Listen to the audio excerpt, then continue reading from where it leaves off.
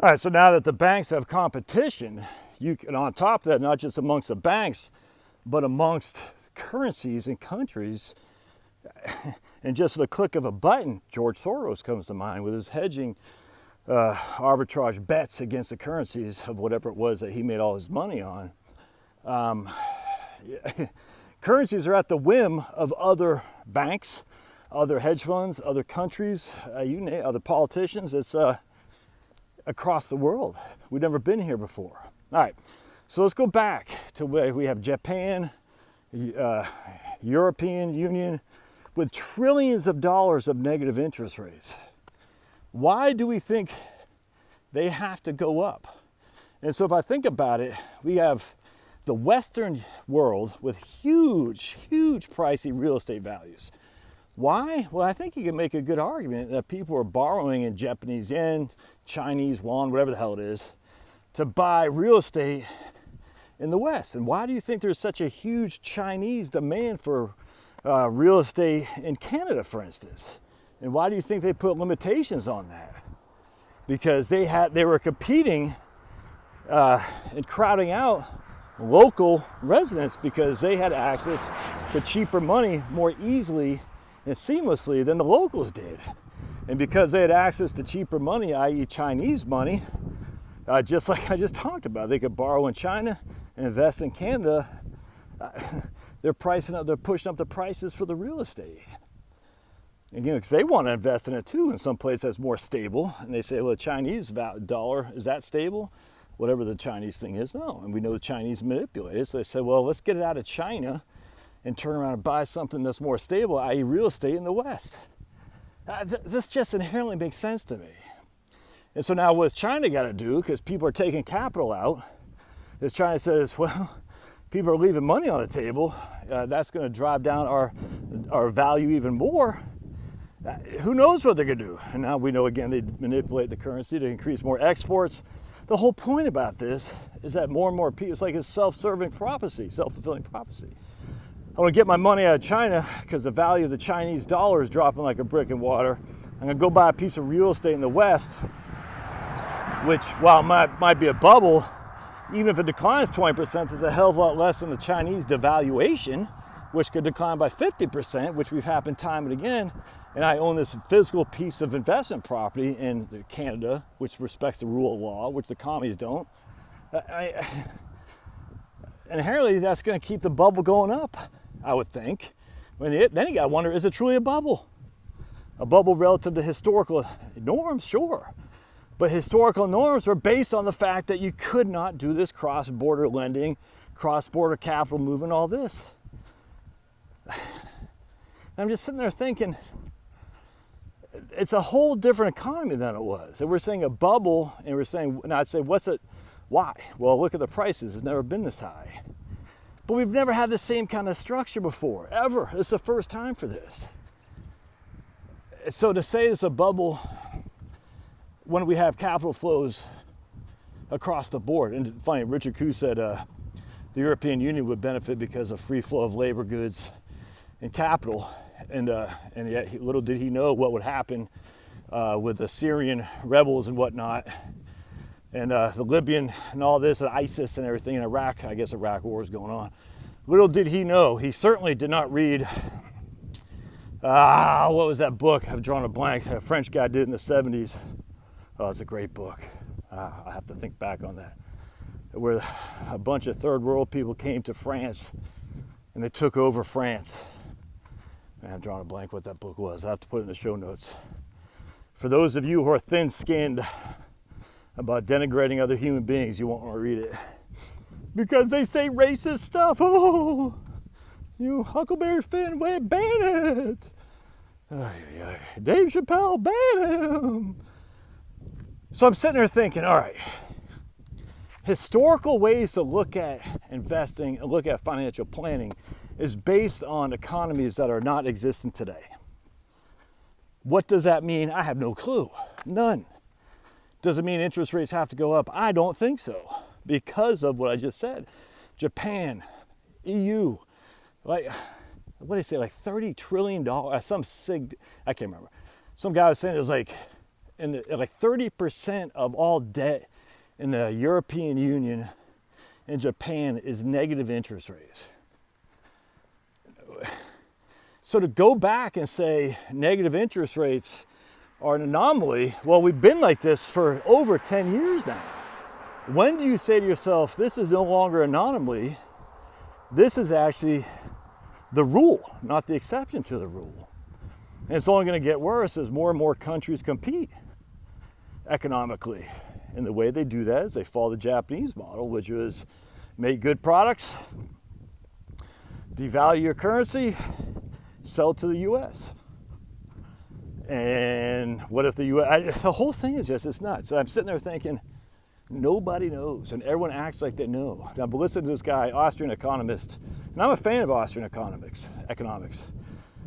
But the way he is tongue-tied at explaining various ideas, if you can't explain it in 2 sentences, you're losing, man. And that's the wonderful thing, the beauty about Keynes. Keynes says, spend more money, increase demand, more demand, increase supply.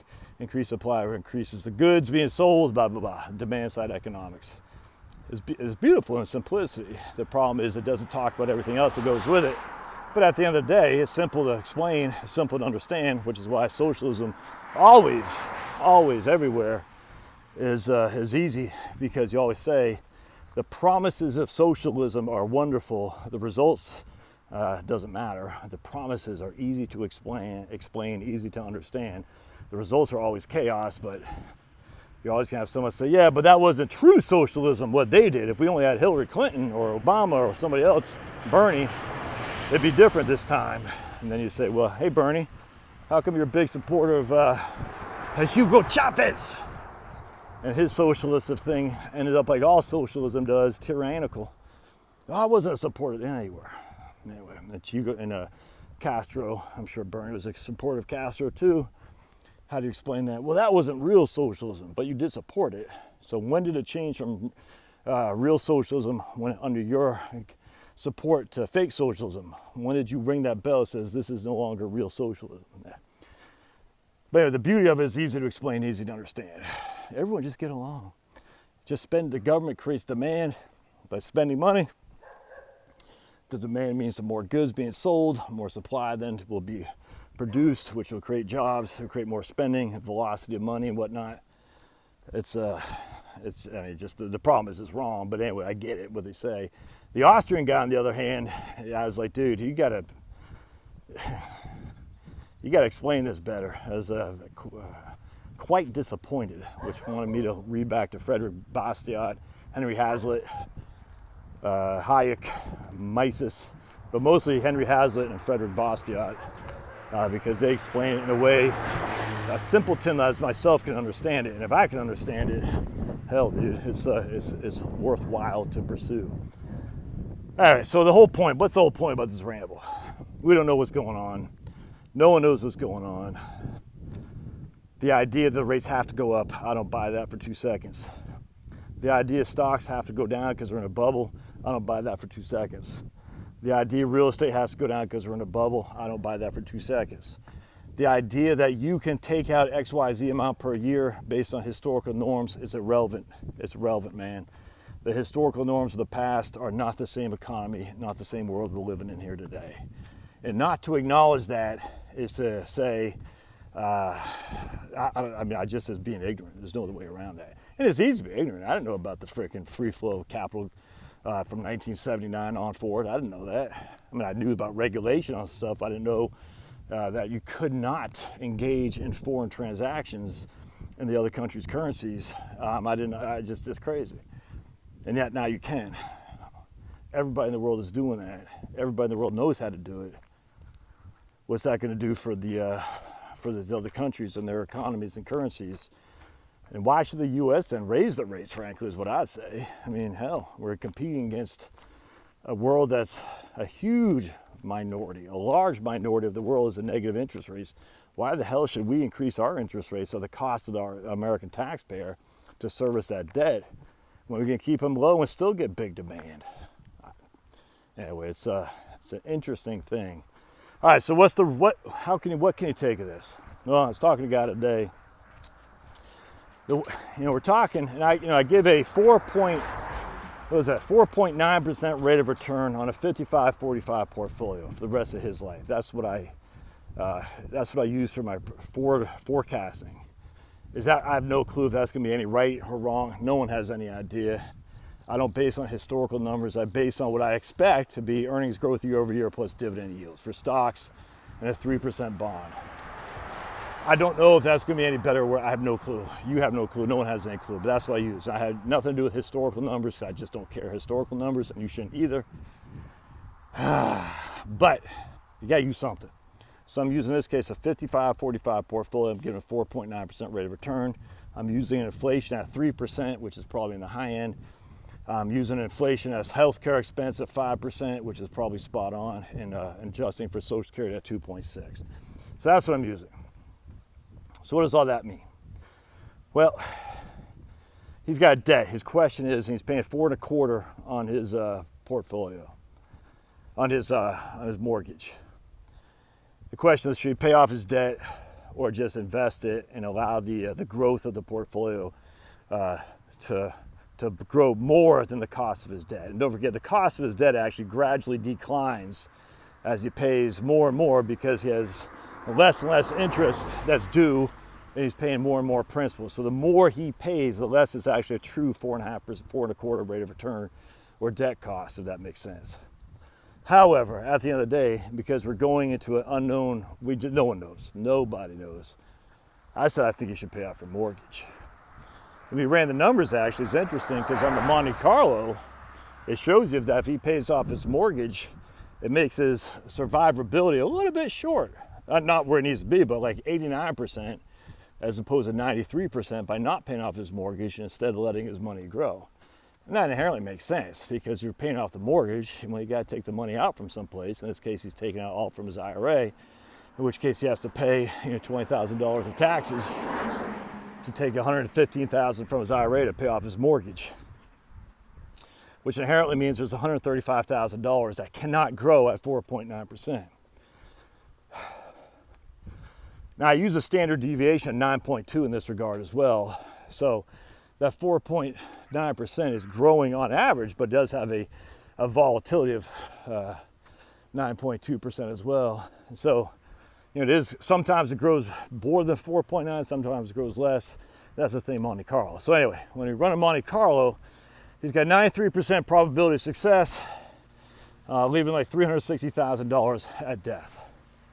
If we pay off the mortgage, he has an 89% probability of success, leaving like $280,000 at death or something like that. I said he should pay off his mortgage, and he agreed with that. The reason for that is because that's a known entity. We know if you pay off your mortgage, you'll have no more mortgage. Thus, you'll have no more $750 a month outflow that you have to come up with. We know that to be true. So, we don't know if he's going to get 4.9%. We have no clue. None. If you're in Japan in 1980, 4.9% seems like a freaking pauper's return. If you're in Japan in 1992, 4.9% seems like you're king of the world. Over 12 years' time, that's it. 12 years. That's 1/4 of my life. Yeah. Less than 1/4 of my life. The people in Japan went from freaking living like paupers to living like kings on that 4.9% rate of return. You think that couldn't happen in 12 years in your retirement? I suggest you think again. Follow Nassim Nicholas Taleb. Don't take risks you don't need to take. The risk you don't need to take is assuming the markets will do what you expect in your modeling. It's kind of like climate change science. It assumes it's going to do what you expect, and when it doesn't, you got to scramble to change the science or change the models to show that next time it will. Same thing here. And if you're wrong, you still got that mortgage. So I'm going back to the good old tried and true. You pay your debt off, you don't have to worry about it. All right, I guess that's all the rambling I want to do here. It's just an interesting, it's one of those wet, the getting hit with a wet water thing, what it's called. Drop a bucket of ice on you. It just revisits and wakes you up about, It ain't quite as easy as a lot of financial planners and economic modeling would make it seem. And even if the guys you like can't explain it easily, that's a problem, man. So you gotta do what you know your grandma would do, which is pay your debt off. All right, we'll see you.